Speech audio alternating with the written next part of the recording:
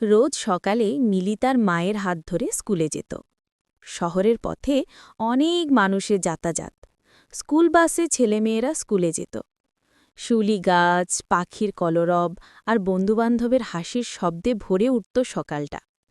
সেই ভিড়ের মাঝেই প্রতিদিন দাঁড়িয়ে থাকত অয়ন, চুপচাপ, চোখে গভীর মায়া নিয়ে।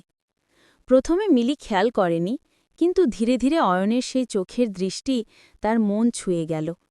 মিলিও প্রেমে পড়ল ছেলেটির। একদিন বই হাতে হঠাৎ চোখাচোখি, আর সেদিনই শুরু হল তাদের নিঃশব্দ ভালোবাসা।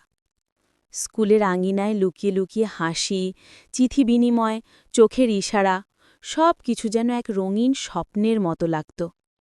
একে অপরকে না দেখলে তারা থাকতে পারত না।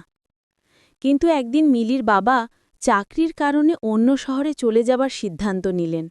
মা তাকে জোর করে নিয়ে গেলেন দূর শহরে।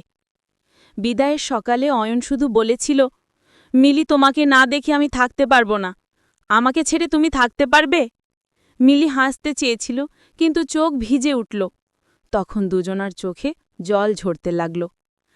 তারপর অনেক বছর কেটে গেল, শহর পাল্টে গেল, কিন্তু সেই শিউলি গাছের নিচে অয়ন আজও দাঁড়িয়ে থাকে মাঝে মাঝে, মিলির স্মৃতিতে হারিয়ে যায়। ভালোবাসা হয়তো পূর্ণতা পায়নি, কিন্তু তাদের হৃদয়ে রয়ে গেছে এক চিরন্তন গল্প, অপূর্ণ ভালোবাসার গল্প।